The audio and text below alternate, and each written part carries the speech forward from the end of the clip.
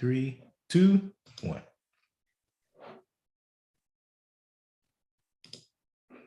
Welcome everyone to the Biblical Conservative channel. I'm your host, Sean Crenshaw.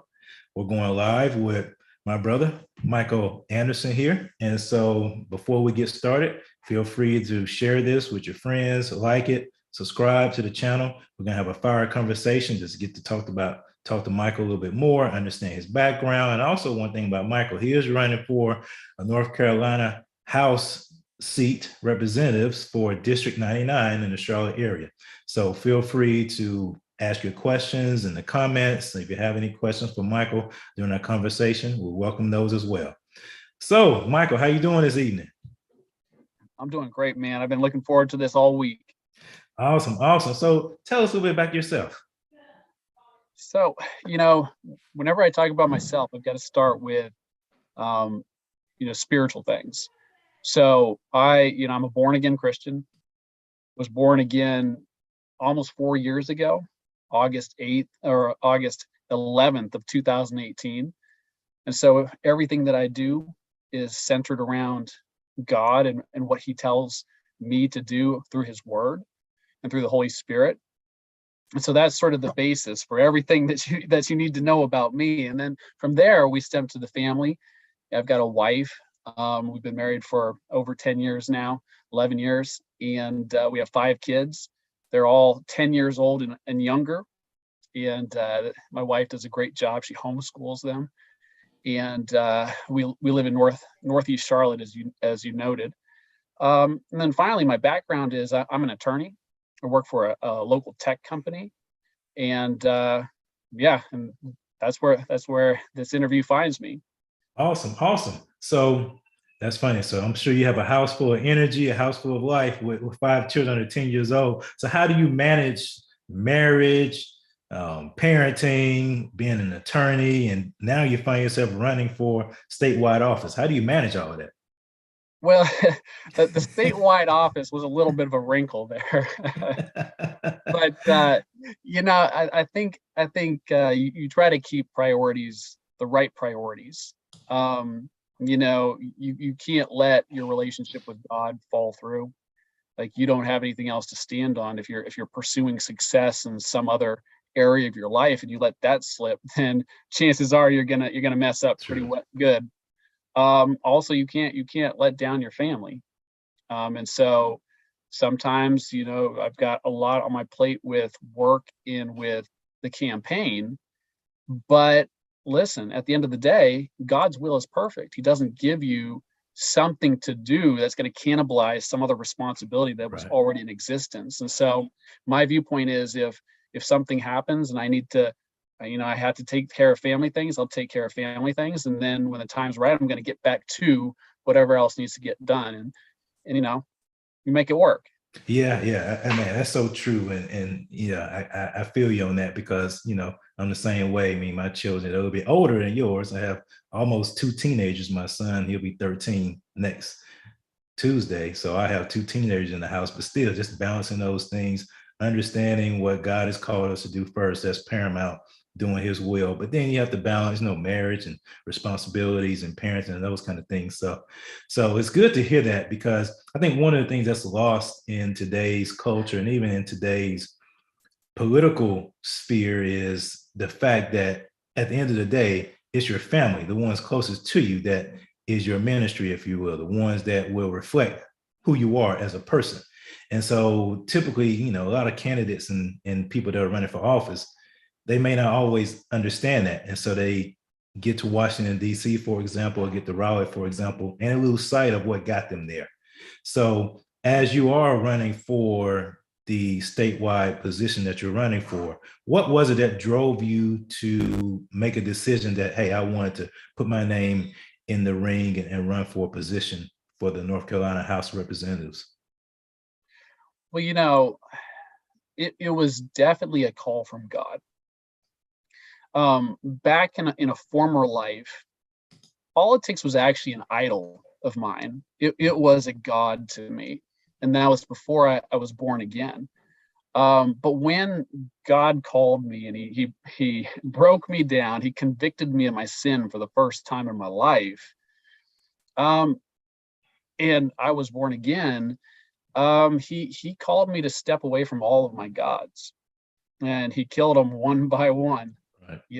and I turned my back on a lot of things that were really taking all of my time. And in that process, he restored a lot of things that I didn't know were broken, including my family and my marriage. Um, and so I was happy. I was happy for the first time in my life. I was not stressed. I was not depressed. Um, and that's when God called me back into politics. It's almost like Moses going through his 40 years. Right. He left that he left that palace and he went and tended sheep for 40 years until he was humble enough to not want to have all that anymore. And that's when he was usable. And so Yeah. so for me, I was just living my life happy. And then on November 17th of last year, the CEO of my company stood before all the employees and declared that for the greater good of humanity, it was no longer okay to segregate the unvaccinated workers. They needed to be removed from the workforce altogether. Wow. And as a believer, that didn't sit right with me. I don't care what you believe about the vaccines. Okay, reasonable minds can disagree, but to just fire hundreds of people when reasonable minds can disagree, and we're talking about single mothers, pregnant women, people with autoimmune deficiencies who literally cannot get a written note from a doctor from Novant and Atrium because Mhm. those organizations would not allow their doctors to write notes. Justice requires that you stand up for people. Yeah, that's a good point, man. And that's number one. I saw the video when you were speaking to South Carolina about that particular situation with your employer.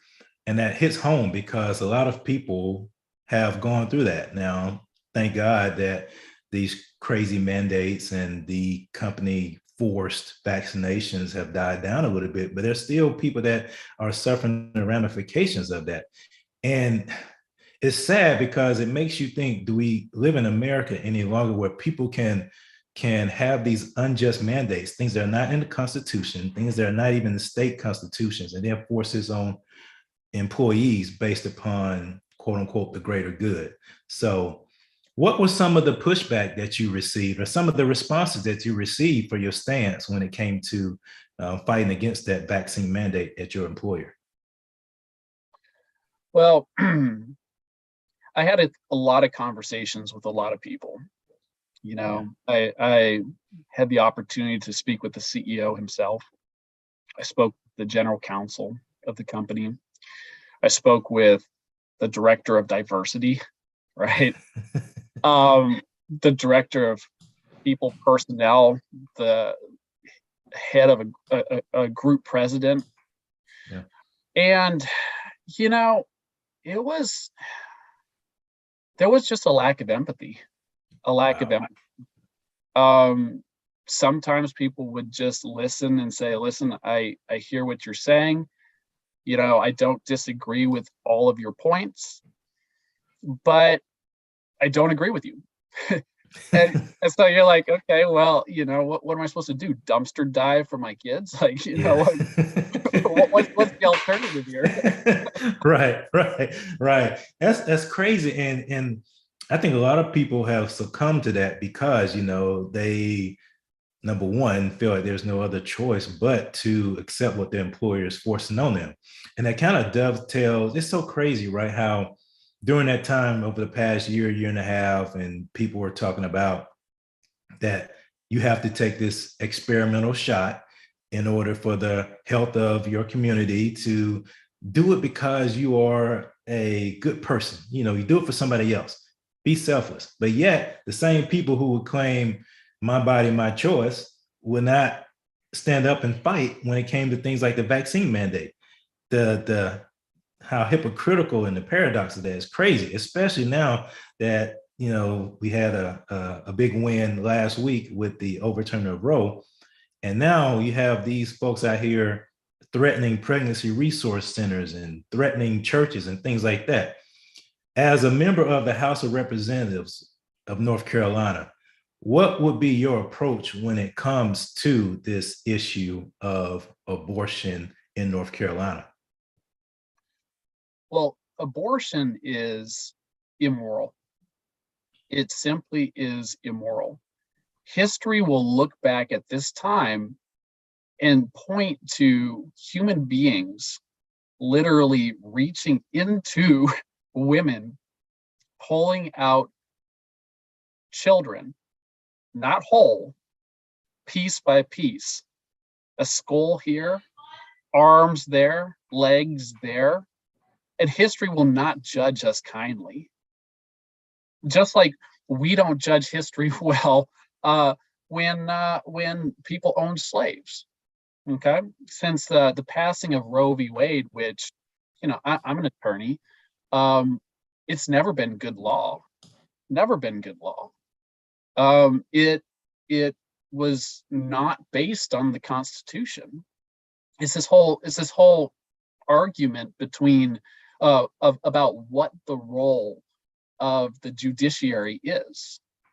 And from a conservative standpoint, the role of the judiciary is to say what the law is, not what the law ought to be, right? Mm-hmm. And from a liberal perspective, it's the opposite. It's to say what the law ought to be, what it ought to mean, what it should have meant, or if you bring it to the, nowadays, what it would mean with today's morals and values.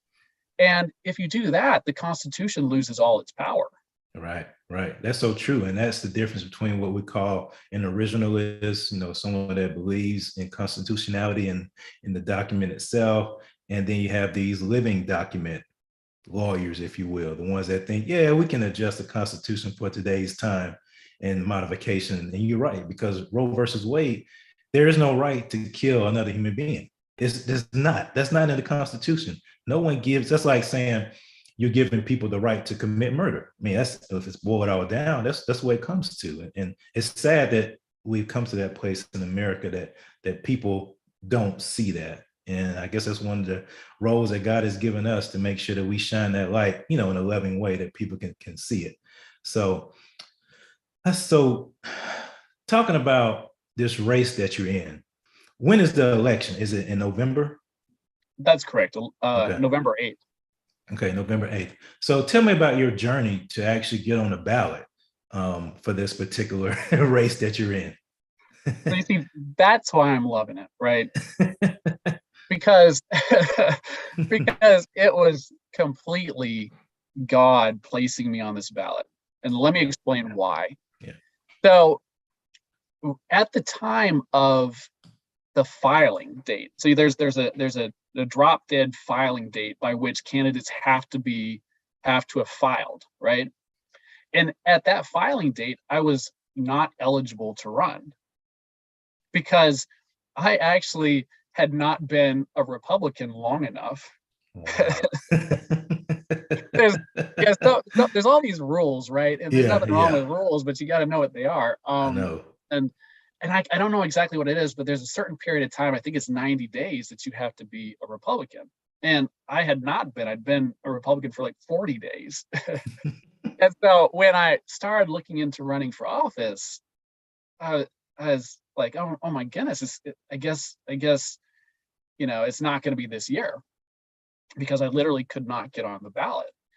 And so I went back to I was doing a little bit of activism around the vaccine mandate issue. And so I said, well, I'm just going to keep on doing that behind the scenes, and that's good. It's probably be better for my family. It'd be less work to do. Okay, fine.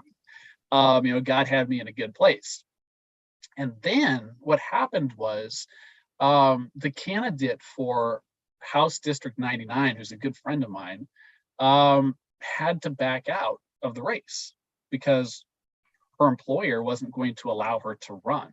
Really? So a lot of companies have these policies, either written or unwritten, where they don't allow either candidates to run, or sometimes it's enforced a little bit differently depending on who you are. But like, Yeah.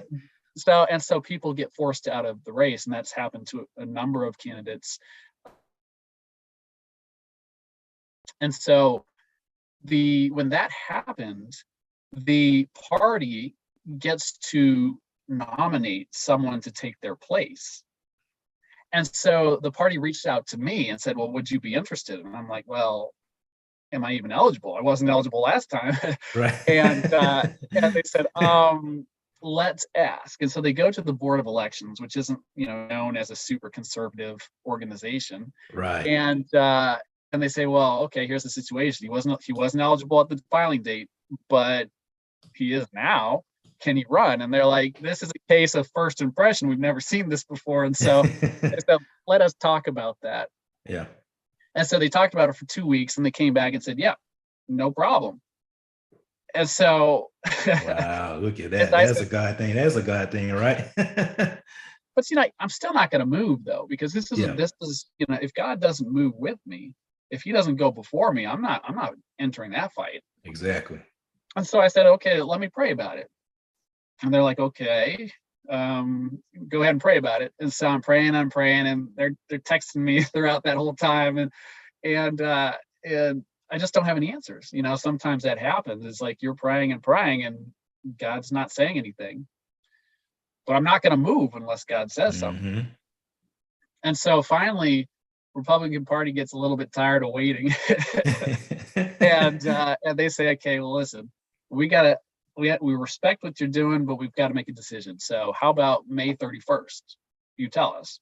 I'm like, okay, yeah, God can tell me by May 31st. Yeah. And so we were actually, because I'm not allowed onto my campus because I'm not vaccinated. And so that gives us your campus in terms of where you work, or just right. Oh, really? Even now? No. Wow. Yeah, okay. no. We'll come back to that. We'll come back to that. Yeah, keep going. That's wow. And so it's like wow, they got you in a quarantine concentration camp. I'm telling you, man. Like, yeah, I mean, shoot, there's probably people out there with a record, and yeah, for real, man. Wow. But anyway, but the thing is that gives us flexibility. So my kids are homeschooled. Yeah. I'm 100% remote, and so we've been doing taking our show on the road a little bit up until this point. And so we were doing some, we did some amazing things like the Underground Railroad.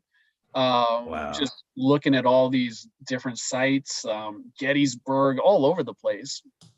And so we happened to be in Maryland at the time, just outside of DC.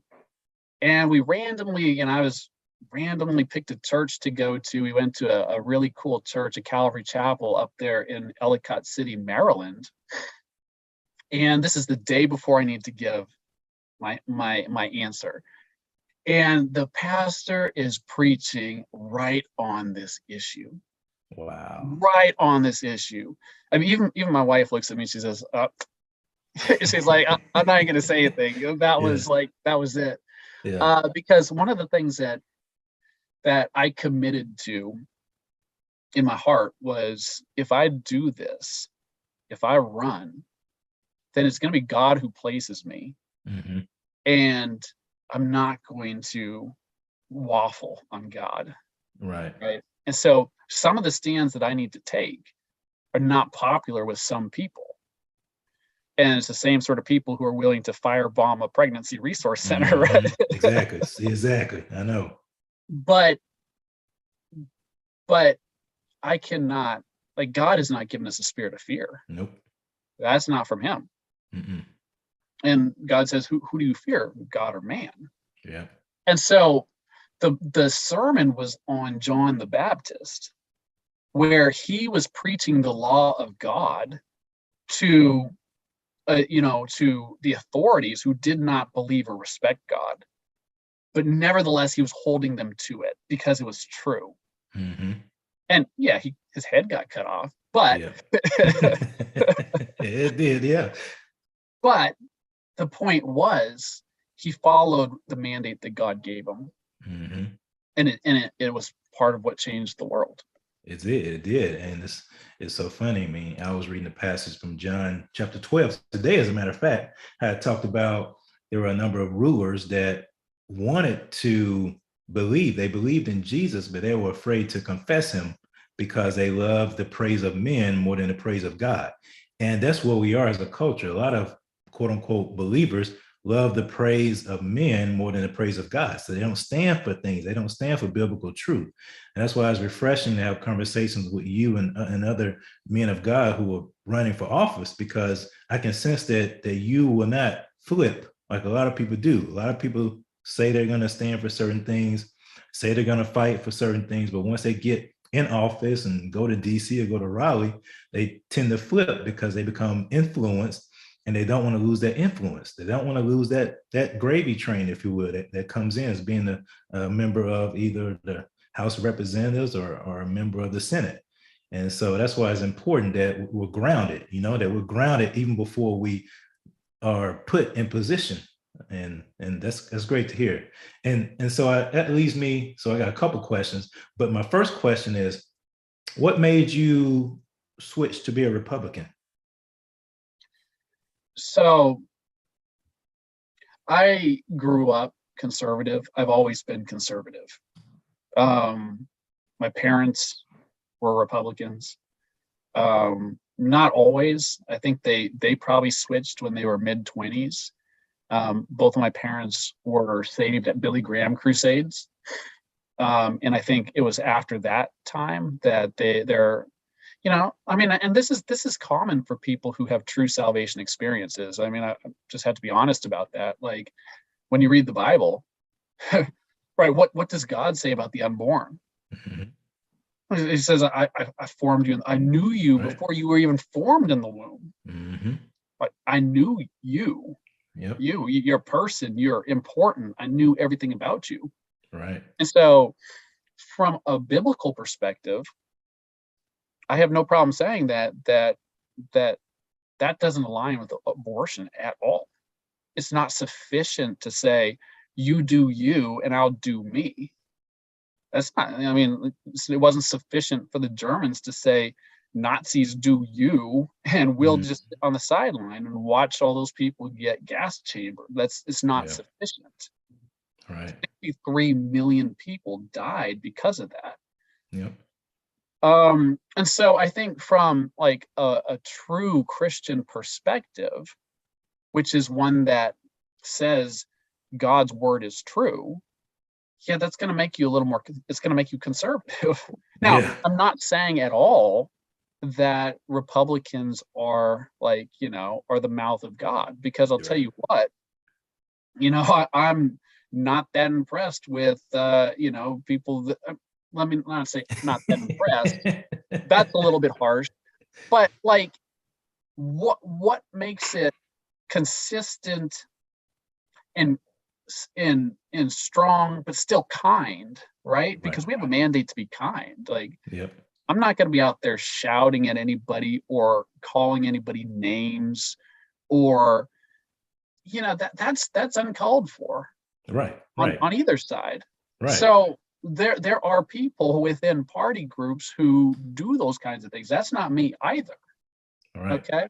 And so, I think I've heard you say this before. This is, your party is God. Yeah. Right. That's it. That's it. And so I'm not always going to agree with with either party about certain things, but like, as far as being a Republican, that was the only choice for me, especially with the unborn issues, the LGBT issues, just all of it. And then, we'll deal with the things on the periphery when we get. Yeah. Yeah. That's a good point. And you're right, because, as believers, our party is God. And we do our best to vote with the political party, that's closest to what we believe in. But you make a good point. One political party doesn't have the corner on being biblical or being Christian. We like to say that we are. One party happens to be closest to the Bible in a lot of different areas, but in some areas, I mean, there could be a lack of empathy and a lack of grace. And so that's why it's so important that we are led by God's Spirit and not necessarily led by party. And I think a lot of people have become blinded by party, and they identify themselves as I'm a Republican, I'm a conservative, I'm a Democrat, I'm a liberal. No, I mean, for me, I label myself, I'm a Christian. I don't even like labels, but I'm a Christian. You're gonna label me anything, I'm a Christian that happens to vote a certain way based upon who's running.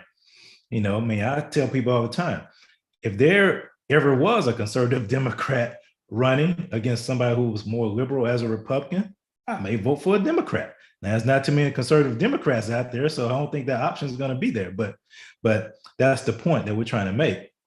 But again, you are running as a Republican. So what has been some of the support or lack of support that you have received, not just from the Republican Party, but from the community? Because you're running in Charlotte, even though you're running for the House of Representatives in North Carolina, and the Charlotte area is pretty much majority Democrat. So have you received adequate support from some of the groups here in Charlotte that are more conservative? So the thing about that is the question the question is a little bit nuanced, because Yeah. when you get into this game of politics, is you have to really intentionally sort of put your feelings aside, Yeah. because your feelings can get hurt. Yeah. True. But the truth of the matter is, you're sort of in the middle of, I mean, it's a story of life, right? So many times we live our lives and we put ourselves smack dab in the center of it, right? Yeah. But that's the wrong way to live life. Like, God should be in the center and Right. everything around him, but we put ourselves in the center because we're so focused on ourselves.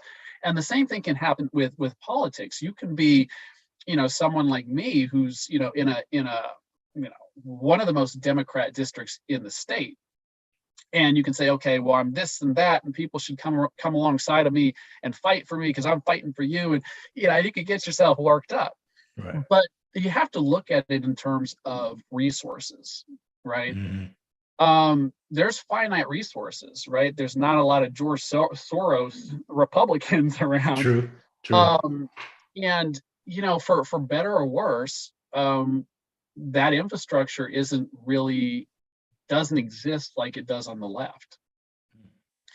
And so, finite resources, there are all sorts of statistics that go into this, right? People are crunching numbers, they're looking at big pictures, they're looking at North Carolina, which is, it's been teetering on a purple state for a while. Right. And yet it's an interesting one where really underneath it's pretty red.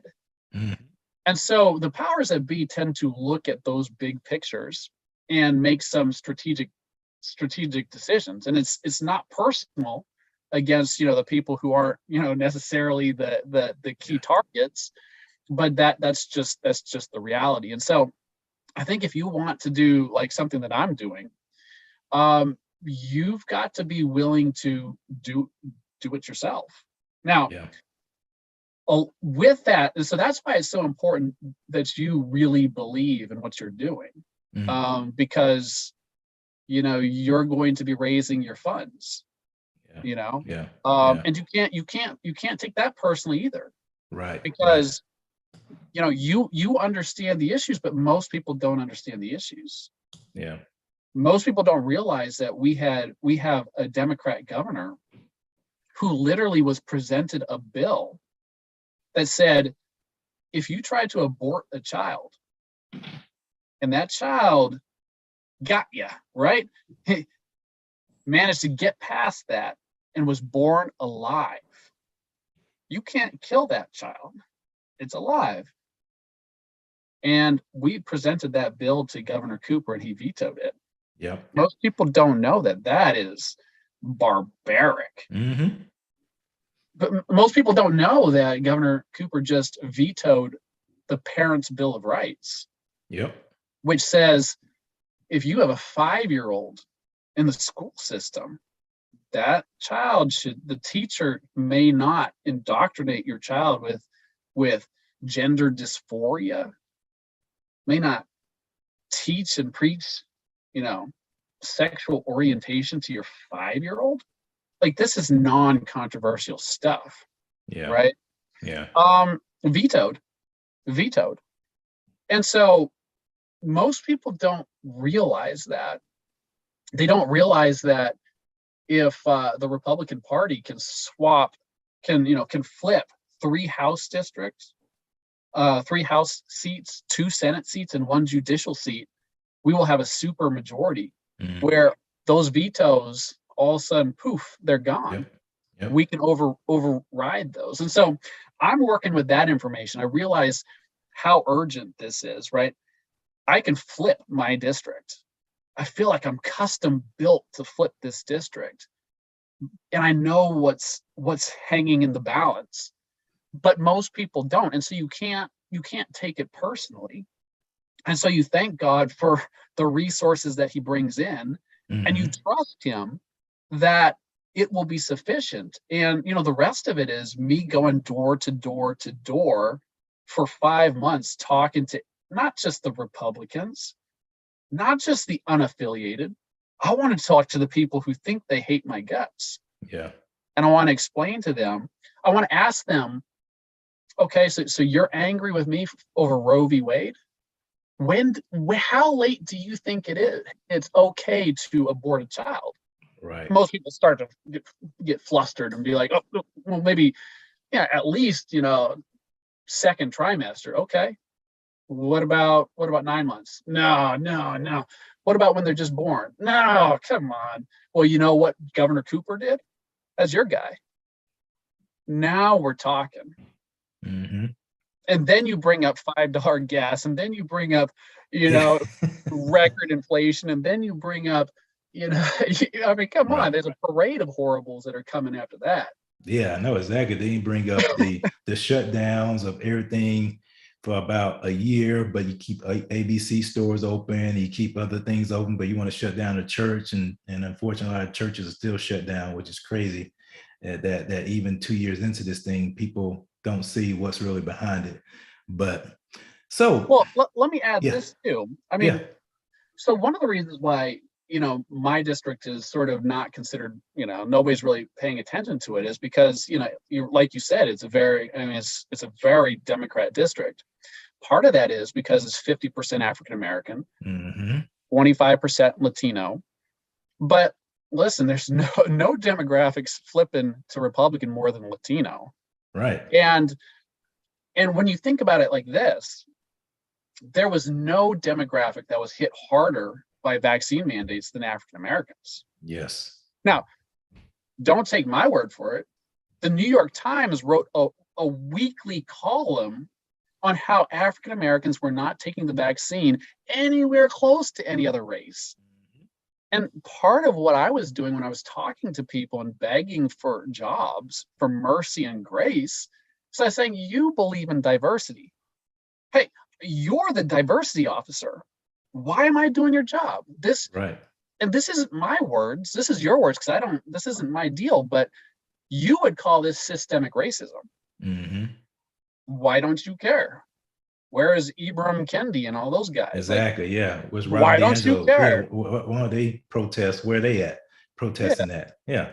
And you make a good point. And that's one of the things I'm glad we're talking is because, and you don't have to answer this part. I get the sense that, especially given the fact that Blacks, African Americans, Black folks vote 90% Democrat, I think there's a tendency especially on the Democratic side, to take them for granted, to pretty much not even consider things that are important to them. Look at the current guy who's in the White House who made all these promises, but what has he done? He hasn't done one thing for the Black community. He has no intention. He had no intention. He was just patronizing them, saying things to make them feel good, knowing he wasn't going to do anything about it. But then on the other hand, you have conservatives, establishment Republicans, who tend to ignore the Black community because, for a number of reasons, they say they're not going to vote for them, or they don't make the effort, or they don't want to quote unquote pander, but then they pander to other communities. And so I think because Black people are the most conservative people out there. We go to church more than anybody else. well, before the last 50 years, we value the life of our children. We value our home life. And so I think there's a number, especially young Black men, there's a number of people that are open to the conservative message if it's presented the right way. And so I think I see where you're going strategically. People will be open to your message because your message will resonate with them. The fact that people are entrepreneurial, that they don't want to depend upon the government. They don't want to have the government giving them things. They don't want their communities run down. They want to have the ability to have generational wealth. They want to have the ability to grow as people. They don't want to stay in that situation their entire lives. And I think if people really focus, if we had folks who could communicate the message in a way that they can receive it, I think you'll see a drastic change. And I really hope that, because I think you could do that because you can relate. That's amazing. You can relate to them and can speak to them in a way that they will listen to you. So I definitely understand why you're not getting the funding. I get it. I get it. But I think this sets up an opportunity for God to be glorified in his race, for sure. I know. I love, I've got lots of friends and family who have come alongside of me, and like people are excited and people are energized, and you know what? We will do it with that group. We will do Right. it. If that's what God brings, then that's what God brings. Now, I'll give you a quick anecdote about what we were just talking about and why I'm so excited, going door to door. Mhm. So when I went down to the Board of Elections to file, I go in there and and I'm being helped by two individuals. They're both African American, Yeah. and so we're just talking and laughing and doing this, and Yeah. then it comes time to pay my check, to pay the fee, and like you actually have to bring a physical check, right? Like Yeah. Yeah. who has that, I right? know who has that nowadays, right? I'm like, oh man, Yeah. I Yeah. should have known. Yeah. And so I'm like, okay, it'll take me 30 minutes to get home, 30 minutes to get back. So they're like, okay, we'll be here. And so in that time, right, they've looked me up. Oh And so man. you can tell it's a little bit A different little bit coming in. different, right? And so we're still cutting it up. We're still having a good Yeah. time. And then finally the guy just couldn't help himself, right? And he Yeah. looks at me, he says, you're running against the chief. So the guy I'm running against is Nassif the Chief Majid. Okay, Wow. he's a Yeah. two-time incumbent. He's faithfully served the community. He's Air Force, former Air Yeah. Force. My plan is not to say a bad word about him. That's Hmm. not it. I thank him for his service. But yeah, I'm running against Nassif the Chief, and I said, yeah, I think I have better ideas than him. And yeah, everybody busts up laughing. And and then he says, "Have you always been a Republican?" And I said, "No, I flipped January 31st. Let me tell you why." Yeah. And then I told the whole story about these vaccine mandates, the pressure it put on pregnant women, the pressure it put on people with autoimmune deficiencies, the pressure it put on with single mothers. Hmm. Now, I know you grew up with a single mother, so did I. Yeah. That doesn't sit well with our community, Mm-mm. because what is it? 75, 80% of us grew up with single mothers. Yeah. We, fortunately, God provided us a house when, for like very cheap, because we were so far under the poverty level. Yeah. I mean, it would have been hard to make rent. Right. Right. I know. And so that doesn't sit well with us. Yeah. Okay. This is no joking matter. Right. Right. Exactly. And I'm just telling this whole thing. And then of course I'm talking about how, I'm reminding everybody of the disparate impact it had on African Americans and Hmm. minorities. Now, understand, that's their comments. From my perspective, every person matters. Right. A white job matters as much as a black job. Yep. But when you're talking to people who have made it so divided, Yeah. I am fine using your terminology. Mm-hmm. And your side is perpetuating racism, systemic racism. Yes, they are. And by the end of this thing, you should have seen the change, man. Like Really.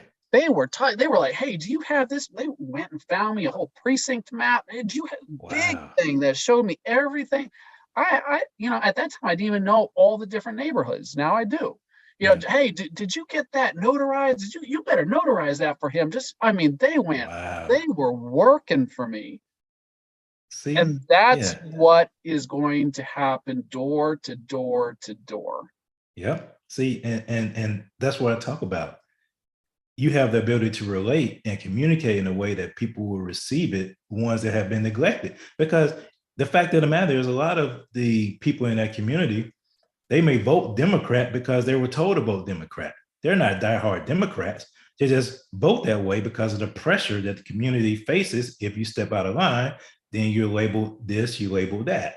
So being able to communicate the truth in a way that they can receive it and speak to those issues that are important to them, like you mentioned, the majority of the community are raised by single mothers. And so we need to have policies and plans in place recognizing that and account for that. Do something when it comes to being able to encourage fathers to be in the home. Do something when it comes to encouraging marriage. I mean, those are things that we can do. Think outside the box. Try to encourage more men to stay home and father their children. So that's why it's so critical that we communicate this message to people. They're ready to receive it. But unfortunately, people are afraid or are not concerned about them, or would rather pump up negative things instead of coming up with solutions. So I'm happy to hear that. I will say this though, the passing of Roe v. or the decision in Roe v. Wade is actually going to have a big impact here, because as long as you have easy access to abortion, then what happens in communities like ours Mm-hmm. is there's easy pressure to get rid of the baby. Right. Okay. And that takes away the responsibility of people when they're having these relationships. Mm-hmm. Okay. Now, obviously, like, I'm not real into social media. I've had to get more into social media. Like I set up an Instagram account and I'm like, oh, I'm sitting there on my phone. Oh, this would make a good Instagram picture. I'm like, Yeah, oh no, I know, man. I know. how I did hate this it too, happen? man. But like, if you get onto social media, like there's all these on the far left, like, there's all these women are going around saying they're gonna have a sex strike or this or that. And I'm like, well, good. Yeah, I That know. right? Like we're not supposed to be having illicit relationships. Mm-mm. And this is where, sort of the belief in the biblical concepts do not bow to the beliefs of the masses, because it is a fact that when you bring a lot of children into the world who do not have fathers in the house, okay, you look at the statistics and you cannot deny them, right? Nope. In the prisons and the jails, I can't even remember the stats, but it's something crazy. Like 90% of Yeah. all the people in the prisons, fatherless homes. Right. Right. If you look at the people who never graduate from high school, it's the same thing. Mm-hmm. It is the same Yeah. thing. Yeah. And You're then right. you've got Black Lives Matter with the website up there that has their list of 20 principles. Yeah. And one of them is the destruction of the nuclear family. Mm-hmm. Well, why don't you just shoot us now? Right? Right. I mean, like you're Yeah. no help at all. You're Yeah. taking our name and you're throwing us on the Right. road. Right, right. And you know this because Black Lives Matter was never about Black lives. It's more so about the LGBTQ and a Marxist movement. Is utilizing, and I like to say it, they're wrapping things in black skin, they're wrapping things in the civil rights movement to lead to the destruction of America. I mean, that's the sole intent, is to destroy America from within, to subvert America from within. So they'll use whoever. And unfortunately, they use the bodies of a lot of dead black men to try to accomplish that. And it's sad and it's disturbing that they're utilizing those bodies like that. So, but yeah, Yeah. man. So a few things. I don't want to hold you too long. We're having a great conversation, but I want to keep you all night.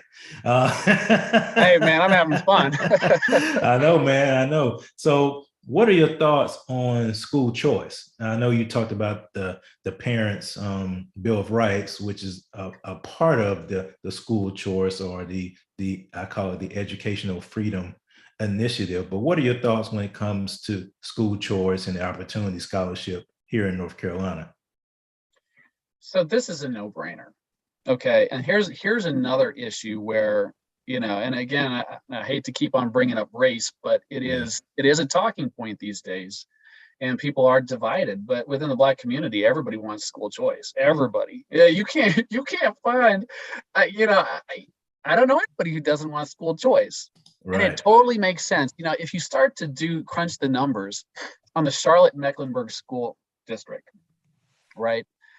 It is unbelievable how badly it is failing. Mhm.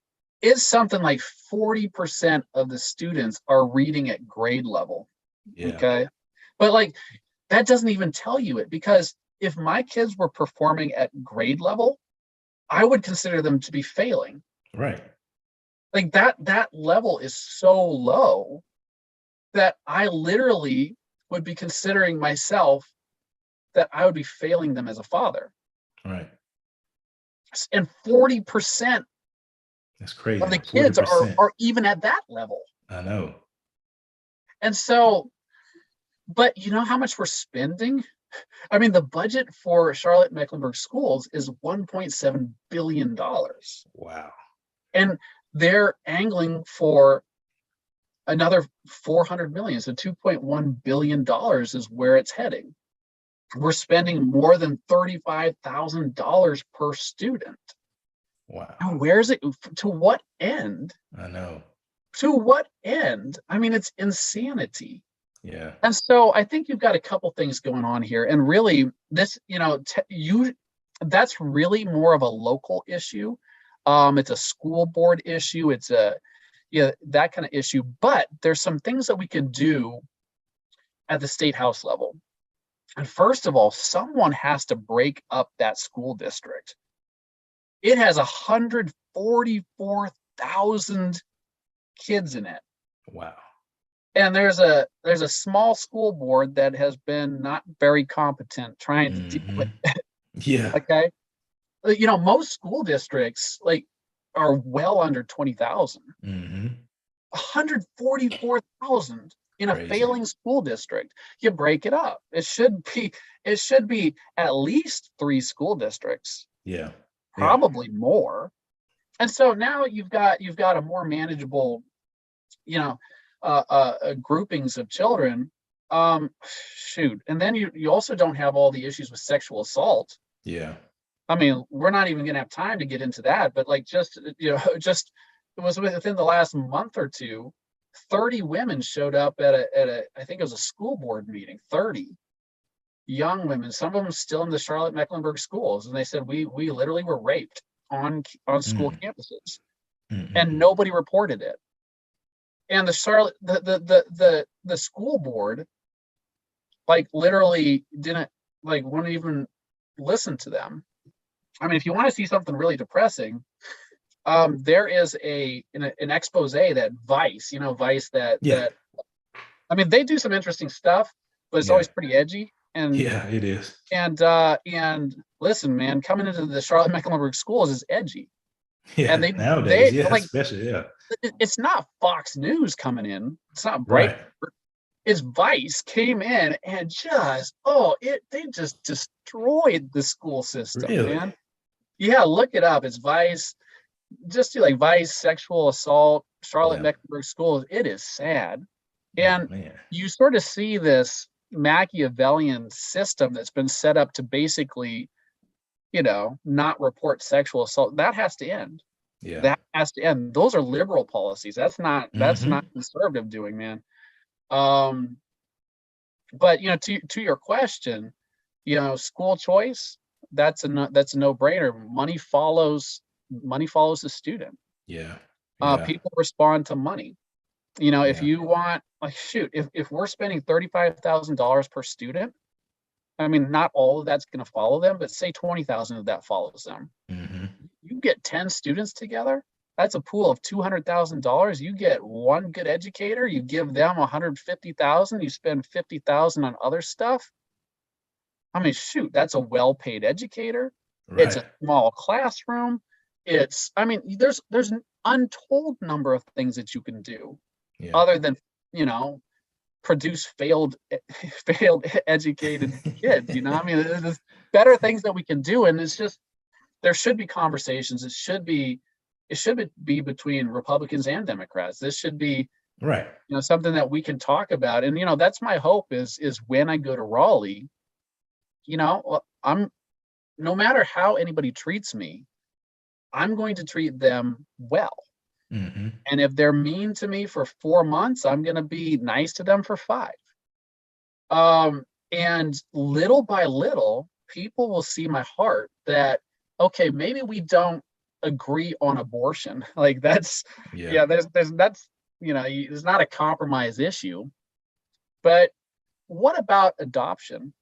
Hmm. Can we at least agree that adoption should be made less expensive? Because there's like a waiting list of 2 million people right now in I the United know. States who are waiting to adopt a child.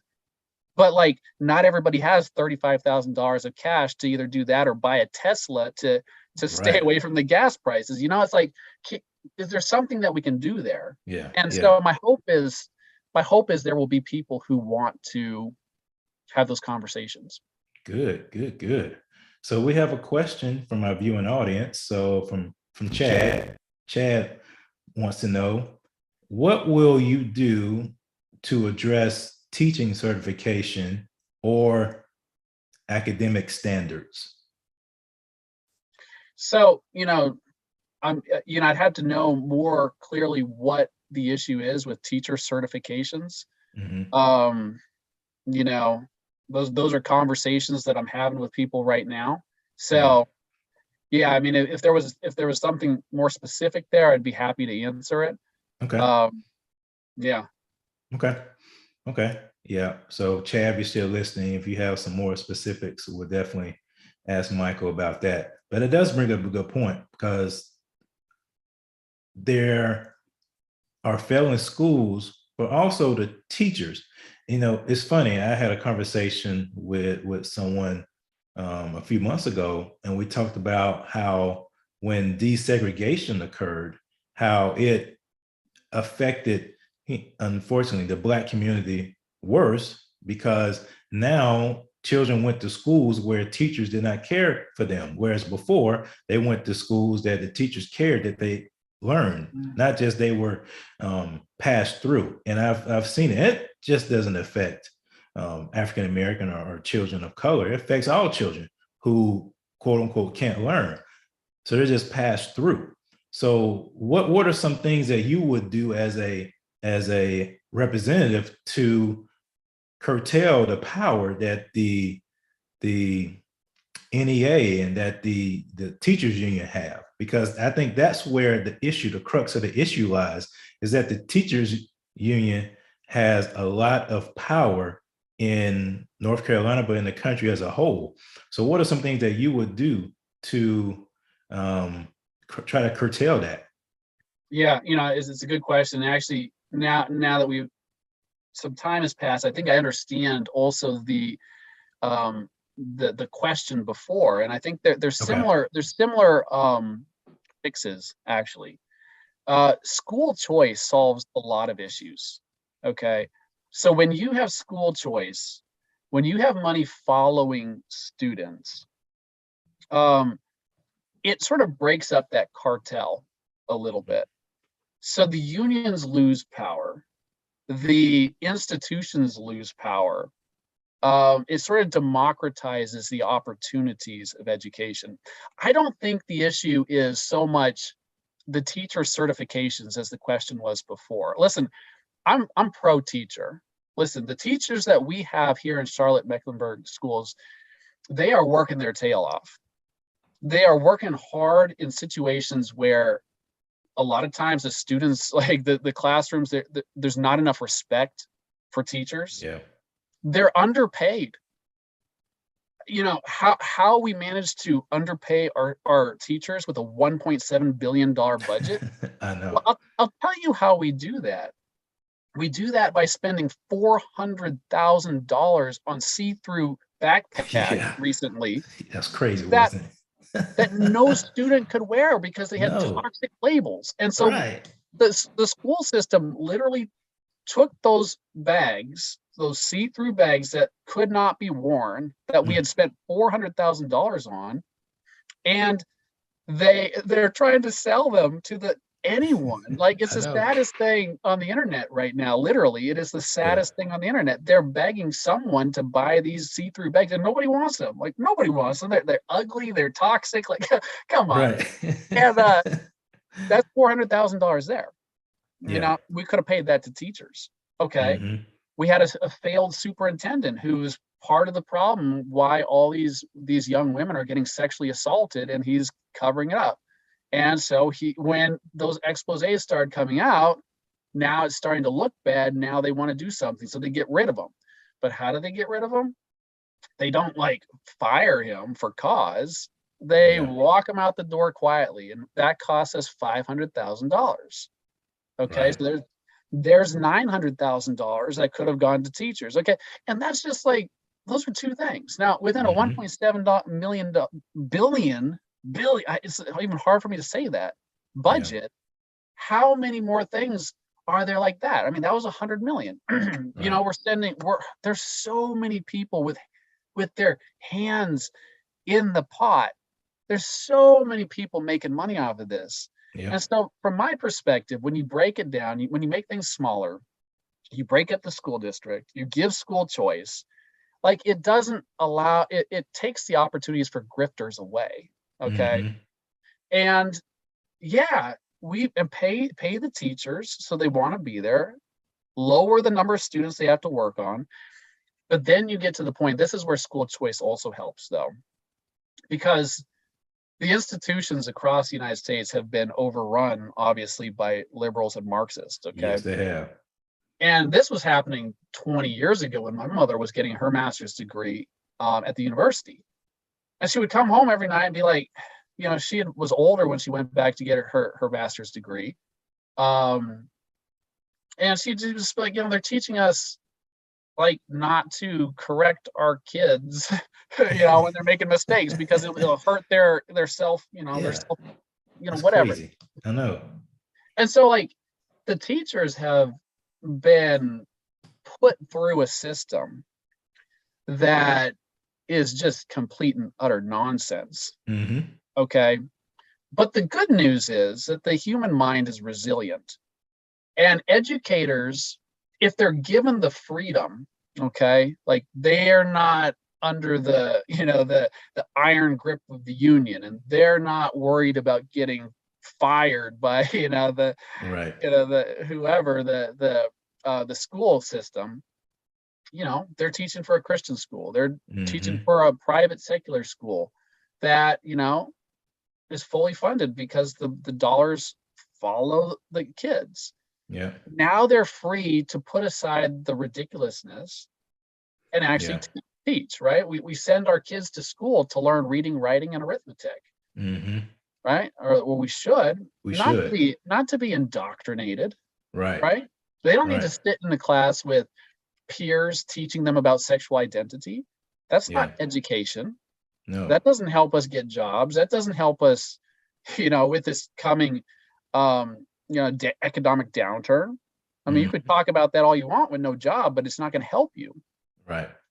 And Right. so I think when we break things up, and when school choice and all of that helps the issues, I don't think the issue is teacher certification, because the certifications are the institutions are pretty liberal right now, and they're not teaching the Yeah. right things. Yeah. And I think that's the point. It's kind of a multifaceted issue. The teachers are being taught not to teach, but to indoctrinate. And then when they get to public schools, they are encouraged to continue that because administrators are also along that same mindset. And so everything is being done not to educate the child. So all the money that these schools receive from taxes and things like that is not being spent to educate the children, but it's more so spent on perpetuating and building up a generation of victims. And I hate that, to give these children a victim mindset, because once they come out, then they will not be able to get a job because they haven't been taught the necessary skills to get a job. And so who they're going to blame? They're going to be angry, number one, because they've spent their 12 to 13, 14, if they go to college, 16 years of time going through these institutions and come out without an opportunity. So they're going to be angry. And then number two, who they're going to turn to. The government now has more wards of the state, if you will, to control. And so it's a system, it's a racket. It really is a racket that has been going on for over 100 years to really shape and frame the minds of this nation. And that's why we need things such as school choice. We need things such as homeschool. I mean, I know you say you homeschool your children. That's important because what you're doing, you're stopping that chain, that factory, if you will. You're breaking that up, and you're actually introducing critical thinking, something that we haven't had in a long time in a number of schools. So it's great to Uh, hear that. I myself was homeschooled, and my father died when I was 8 years old. So January 1st, 1990 is when he died of a 4-year battle of cancer. Mhm. And you know, I started to fail in school for the next couple of years. And then my mother, one day, I came home and she asked me what I learned that day, and I'm like, I don't know. And Yeah, she's like, no, what did you learn at school today? yeah. And I'm like, I don't know. And she said, sit down. And she started giving me an informal IQ test. She was asking me all sorts of questions, right? And I had no sorts of answers. And so finally, it was like the money ball, right? She asked me the big question. And she says, what is the capital of England? And like I know like this thing's gone south quickly, and I Yeah, know I have to get this one right. Like this, right. everything's on the line. So I'm thinking, France. And you know what? And if I live 100 years, I Yeah. will never forget the look on her face. And she thinks about it for a second, and she goes, "I don't know why I even bother sending you to school. You haven't learned anything." And Wow. she thinks about it for a little bit. She goes, "I guess you're never going back." Really? And we did go back to pick up my pencils. I had a little, we had little Yeah, cases with pencils. yeah, We're gonna yeah. get the pencils. And so we got our pencils and we came home. And that was a Monday. On Friday, she pulled my little brother out. The next week, she pulled out my older brother and older sister, who had been given really big scholarships to go to Lakeside High School and Middle School in Seattle, which is better Mhm. known as the alma mater of Bill Gates and Paul Allen. Oh, It okay. is the royalty in Seattle. And my mother said, I can do it better. Single mother. Wow. She's not messing around with her kids. Mhm. And she saved my life. Mm. And you know what? My older sister graduated from Harvard Law School. My older brother graduated from Duke Law School. I graduated from the University of Pennsylvania Law School. My little brother wanted nothing to do with law school, but He said he got three lawyers in the family. I'm not going that yeah, but route. he started his own business. He's doing well. But the point is, way below the poverty level, right? Yeah. 4 kids, minority family. She had to start her own business, right? Yeah. As a homeschool consultant because she had some teaching degree, and it was hard. On most nights, she was up late, late, late, late. Yeah. It was not easy, but you know what? Like what she did for us, what she gave to us, and you know what? She educated us at that level, and she never had more than a couple $100s to spend a year for all four of us. Wow. A couple $100s. And so when I hear that the Charlotte Mecklenburg School District is spending $35,000 to fail our children, Mm-hmm. yeah, no, that has a visceral reaction. That Yeah. is not okay. No, no, it's not. It's not. And that's a great story because that shows when you are determined and have a focused mindset for children to learn, children can learn. I mean, I bet you know the capital of England now, right? Yeah, I do. Is it Been Paris? there.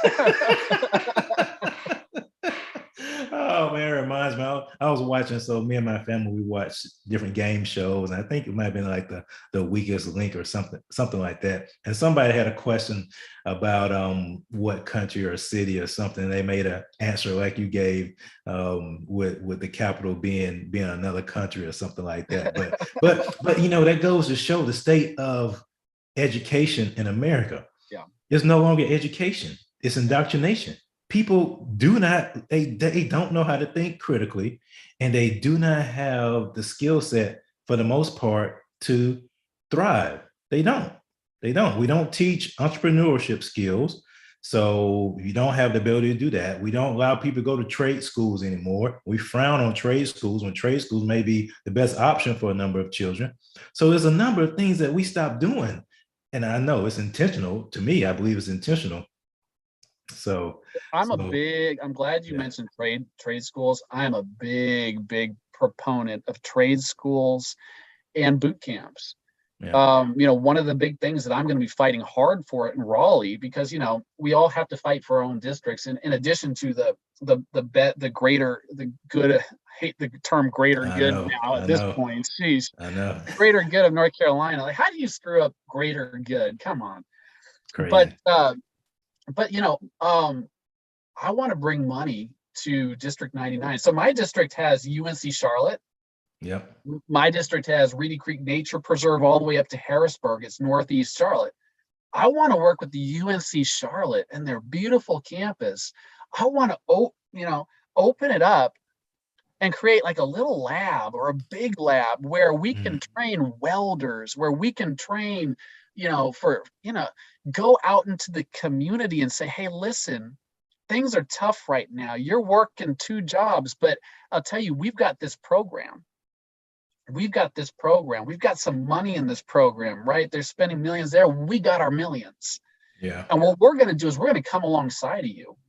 We're going to give you the funds to come through this program, or we're going to pay for the program, and we'll do some sort of very fair income share where you could pay it off with your salary after you get a good job. You could pay a couple thousand a year until you paid it off. But we're going to get you the training. And if you're going to bring the hard work, we're going to make this happen. Right. And we're going to make it at low cost. So you can go from, whatever you're doing, trying to feed your family. If you're willing to give 6 months, we're going to turn you into welder. If you're willing to give 6 months, we can teach you how to program. Charlotte right now needs people with technical experience, and you can go from zero experience to fully capable of working for an Amazon, within 6 months. Yeah. And so why aren't we talking about that? I mean, most people who are going through the college system, it's not working for them. They're coming out with $100,000 of debt and no job, and then they're crying out to President Biden to forgive the debt. And there's got to be a better way, right? Can we agree that that's not what we want? No, it's not what we want. That's not what we want. But there are people that do want that because it makes you Right. connected and makes you dependent upon the government. And once you become dependent upon the government, it's hard to get off of that government dole, if you will. I mean, you become dependent upon to meet your needs, and that's all intentional. That's what socialism and Marxism and statism, all that stuff is. So, I yeah, want to say this about the Marxism thing because I didn't used to believe this, yeah, and I know some of your listeners probably still sort of think it. I mean, Marxism is a thing you say when you don't like the other side. yeah, But understand this: Venezuela right now is one of the poorest countries in the world. Okay, it has if it has its inflation rate makes the United States look like nothing. mm-hmm. The people are in bread lines, and they are under the iron fist of a dictator. Okay, Yep. that's Venezuela. Now, go back 15 years, and what was Venezuela? One of the wealthiest countries in the world. Mm-hmm. Natural gas, oil, beautiful land. It had a constitution. It had a House and a Senate, their version of a House and a Senate. Mm-hmm.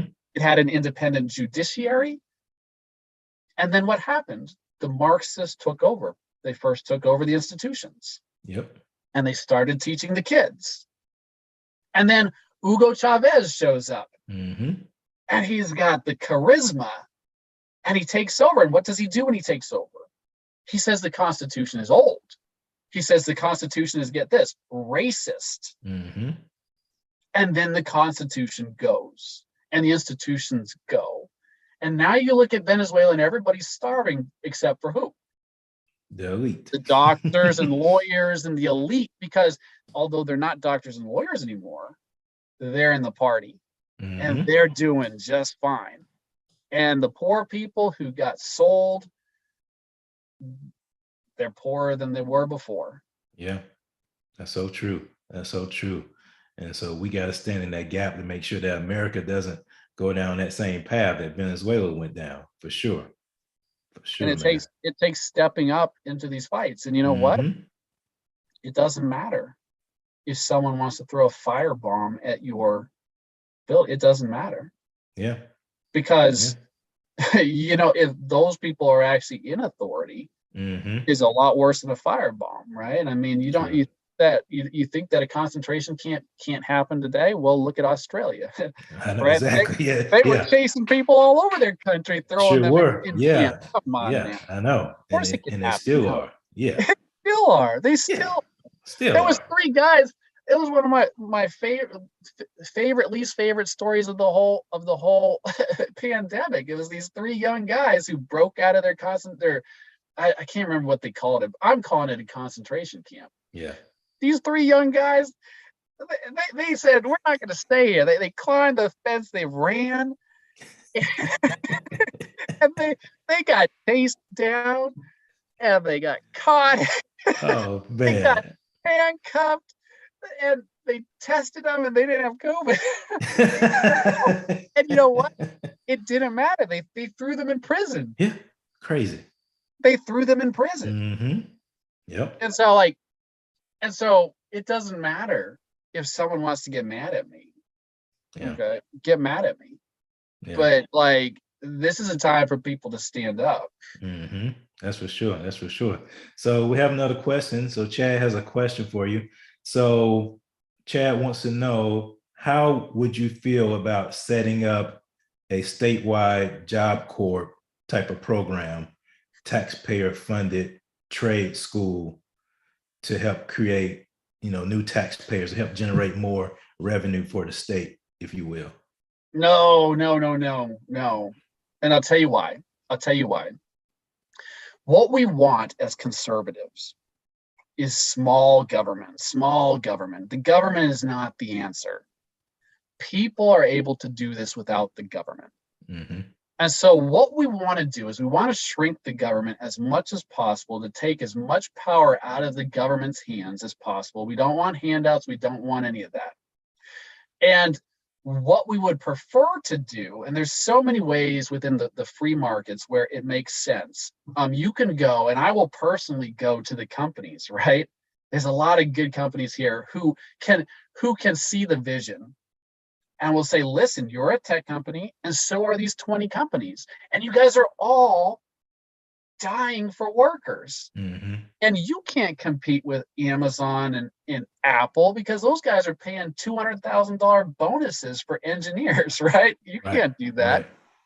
So here's what we're going to do. We're going to go down and work with Tarek Bukhari, who's doing the FinTech Hub. And we're going to Mm-hmm. put our heads together, and we're going to figure out a way where we can all work together and do this. But it's not going to be some big government program. So we can still get this done, but we can do it in a way that doesn't cause more tax burden, which doesn't cause us to be beholden to the government. Is totally doable, but it's going to take some work. It's going to take some coalition building and selling people on a vision. Right. And that's, I mean, I feel like I'm built for that. Yeah. I am absolutely built for that. Yeah. Awesome. Awesome. Well, let's see. We've been having a fire conversation. I can't believe we've been on for over an hour already. So, in conclusion, what are some final things that people who want to support you can do to help get the word out, to help give you the resources that you need in order to make sure that this message is communicated broadly enough so that we can have change take place in the North Carolina House of Representatives for District 99? Okay, so first of all, District 99 matters for every North Carolinian. And honestly, it matters for everybody in the surrounding areas outside of North Carolina too, Yeah. believe it or not. Let me just do an aside there, because after Roe v. Wade was passed, or I mean, the judgment came down, Mm-hmm. what happened in Charlotte and in North Carolina is that we became the closest state where women can have an abortion in the whole region. Yep. You can't do it up in Tennessee, and you can't do it down in South Carolina anymore. And so some huge percentage increase makes of people in the area, we're the closest place where you can get an abortion. So North Mm-hmm. Carolina becomes an abortion tourist destination. Yeah. And it's going to be intense down here. A lot of money is going to flow into North Carolina. A lot of money. I mean, there was races in Cabarrus County where outside money was spent to the tune of more than $1 million in a state house. Wow. Okay. Yeah. So it matters. My district matters because if, like I said, if we can flip 3 House seats, 2 Senate seats, and 1 judicial seat, we have a supermajority. And guess what disappears in Charlotte? Abortions. Abortion. Yeah. Because the people have spoken. Mm-hmm. And that was the whole point of it. The people of the state can choose for themselves. Yep. And so this, I mean, lives are in the balance. Now, what we need is Democrat districts that flip to Republican. Mm-hmm. Well, that's my district. Okay. Now, the reason my district makes sense, even though it's one of the most blue districts that you'll find, is for all the reasons that we talked about. 50% African American, 25% Latino, and then you've got me, who wants nothing more than to go door to door and talk to everybody. Everybody, man. I don't care. It's like, I mean, listen, like what I'm saying makes sense to this demographic. It absolutely does. And so I really do believe that we can flip this district. And if we do, it's over, because nobody said this district was in play. Now we've got so many things working for us with the gas and the inflation and the everything, the state of the schools, everything is working for us. And so it makes sense for you to get behind me, because if I can talk to people and I'm going to everybody, then that helps Tyler Lee, who's running for U.S. Senate. That helps Diane Benson, who's running for a county commissioner. That helps everybody. Yeah. And if we can flip this thing, oh my goodness, it changes everything. So what could I use from people? Like, I mean, we can use finances, right? As we already talked about, that's only going to come from friends and family and from what I can hustle. And God will give us enough. But if he's speaking to you and saying you can give, $100,000 honestly, I don't care if it's $5, give $5. I can produce 25 door hangers with a $5 bill. Okay. And I will, Yeah. because, part of what I said is I'm not going to spend money on anything except for reaching people. So I built my own website. You can go to my website. It's Anderson for NC. So Anderson with an ON, the number 4, NC.com. Have a look at it. It's a wonderful website. I built that. Like, I taught myself WordPress and I built it because I didn't want to spend thousands of your dollars on that. I want to spend every dollar on flipping boats. Every aspect. I designed and did my business cards. I designed and did my door hangers. And so donation is very helpful. I've got a Substack newsletter. I want you to sign up for those. I'm a big believer in Substack. When you used to have email lists, you'd go through MailChimp or all these things. But the problem is, and I work for an internet company, so I learned how the internet works. It's not unbiased. And so if you're sending out emails about like vaccine mandates, those are not getting to inbox. But the nice thing about Substack is it gives you almost like a new URL when you're going through the internet, and it lands in people's inboxes. So get onto my Substack. You could find it through my website. Okay, if you sign up on my email list, and that'll be very helpful, because what I do there is I update people on the campaign, which is fun. But the biggest thing that I'm trying to do is demystify the process of running for office for the non-politician, because so many of you out there would be so much better than what we have. Yeah. But like, when we think about it, we're like, how do I do that? And so it's just a step by step. This is how I did it. This is what worked. This is what didn't. This is what was hard. This is what I learned. And my goal is to have at least 10 of us run in 2024. So please do that. And those two things will go so far. Awesome. Well, Michael, I appreciate it. And we had a great conversation, man. It was a fire conversation. Any final thoughts before we sign off for tonight? Well, listen, prayer is important. Yeah. That's what it comes down to. We can give as much effort as we possibly can, but what we need is God to be in this one. And so a lot of people don't believe in prayer, but it's not a trite saying. I never thought in my lifetime I would see Roe v. Wade overturned. Never thought that would happen. All right. And God organized a lot of things for that to happen. Yeah. And a lot of people were praying for nearly 50 years for that to happen. And we need people, another generation, to pray for the next turn. I am not one of those people. I'm an optimist about the country, because I know that. Yep. Second Chronicles 7:14 says, which are called by my name, will humble themselves and pray, seek my face and turn from their wicked ways. Then I will hear from heaven, will forgive their sins, and I will heal their land. That's a promise. And we want our land to be healed.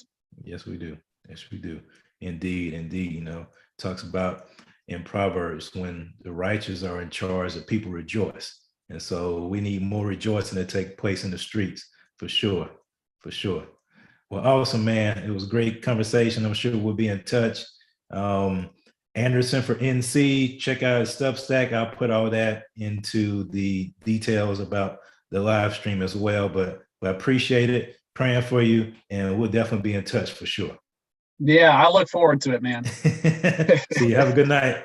All right.